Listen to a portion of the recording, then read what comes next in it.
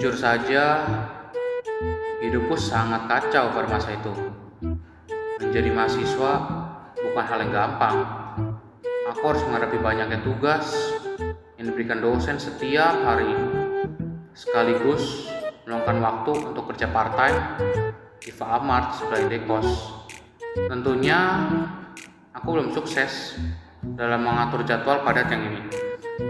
Setiap minggu pasti ada pesan dari salah satu temanku. Louis, lo gak masuk kelas lagi? Ya, paling antara sedang ambil shift tambahan atau kelelahan hingga tertidur nyenyak di kasurku. Biaya sewa kos-kosan, kuliah, kebutuhan sehari-hari terus menumpuk, dan aku harus membayar sebisa mungkin. Meskipun itu berarti harus sering bolos kelas. Pada awalnya, aku kira aku bisa mempertahankan nilaiku, setidaknya di atas KKM. Tetapi karena terbawa arus stres dari segala kesibukan yang kualami, tanpa sadar, setiap ujian terasa semakin susah dan semakin banyak tugas yang tak terkumpul. Ujungnya, aku menerima sebuah email dari pihak kampus tercintaku, Universitas Brawijaya. Bayangkan saja kecewaku setelah membaca Louis Hartono tidak dinyatakan lulus semester 8 ilmu komunikasi. Hatiku sungguh terasa lebih berat. Aku benar-benar percaya diriku sebagai orang yang paling bodoh sedunia. Udah nyaris lulus, tapi malah kamu bekerja di Alfamart mulu. Lo kenapa sih? Tanya Tita. Tita selalu ada untukku, layaknya seorang pacar yang baik hati. Tetapi diriku juga tahu bahwa Tita merasa kecewa denganku. Entah tak, pulang-pulang kerja pasti lemah, letih, lesu, sampai skripsi gak kelar-kelar, ucapku. Tiba-tiba Tita menyahut. Lo kan jurusan Ilkom. Kenapa gak buka channel YouTube aja? Bikinlah konten, siapa tahu rame. Pada saat itu, aku mempertimbangkan idenya dengan serius. Aku rasa ilmu dan pelatihan public speaking yang kuterima selama 4 tahun terakhir bisa terpakai juga. Tapi bikin konten apaan? Itu aja yang sering trending akhir-akhir ini. Ujar Tita. Mukbang. Menerima saran Tita, malam itu aku langsung membuat channel di situs YouTube bernama Louis Nyam Nyam. Aku berpikir, makan-makan sendiri gak bakal seru. Ajak siapa ya? Sebuah ide cemerlang muncul di kepalaku. Sahabatku, Jason, pasti siap membantu. Aku telepon teman sejatiku, dan ia menjawab dalam sedetik. Hey Jess, gue ada ide bikin konten mukbang nih. Lo harus ikut ya, ucapku. Hah? Mukbang? Makan apaan? Kita coba makanan viral yang pedas banget itu deh. Pasti banyak yang nonton. Lu tahu gue gak berani makan gituan. Ogah. Kata Jason. Sebuah rasa kesal mulai tumbuh dalam diriku. Ayolah, kalau lo gak ikut, gue sebar kalau lo pacaran sama Putri. Mendengar perkataanku, Jason setuju tampil di video-videoku. Esok hari, kami langsung mulai proses perekaman. Itu pertama kalinya aku melihat mie goreng dengan warna merah yang siap mengganggu pencernaan kami, dan nasi goreng beraroma cabai yang menusuk hidung. Kita berada di belakang kamera, merekam keadaan sebelum mulai makan. Kalau diingat-ingat, wajah Jason senada dengan bawang putih di atas meja, saking pucatnya. Pedes banget gila. Gak tahan.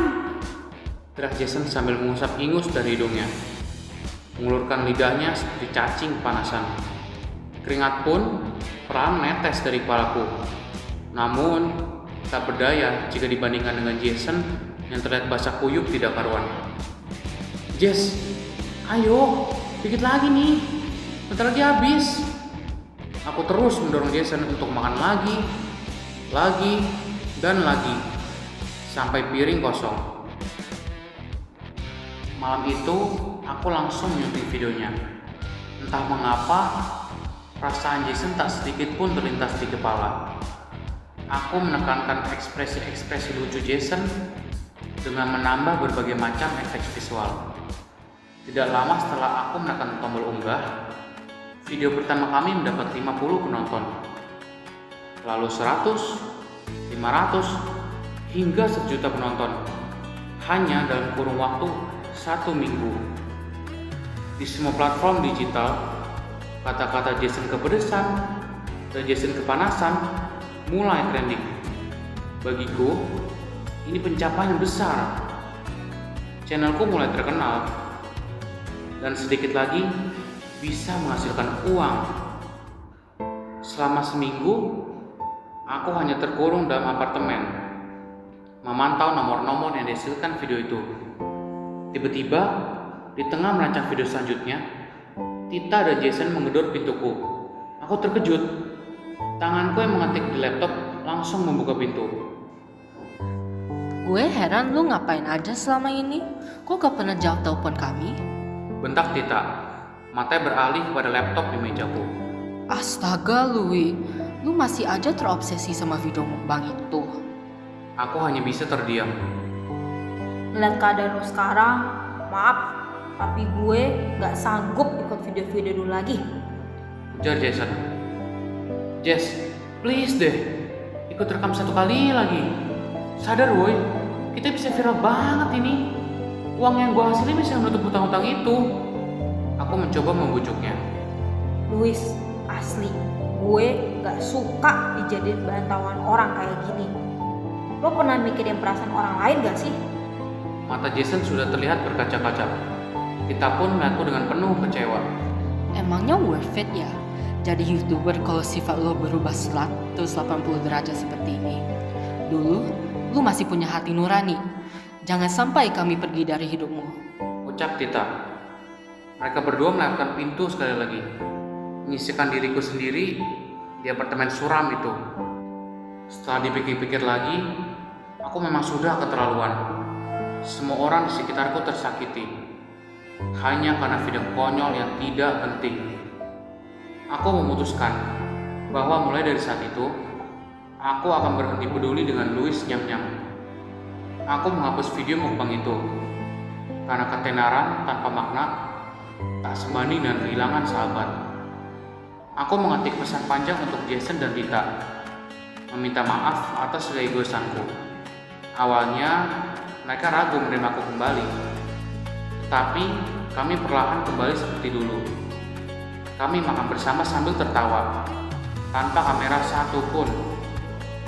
Dari situ, aku mulai belajar banyak tentang disiplin dalam mengatur waktu. Mulai pekerjaan part-time ringan dan menghilangkan dunia maya.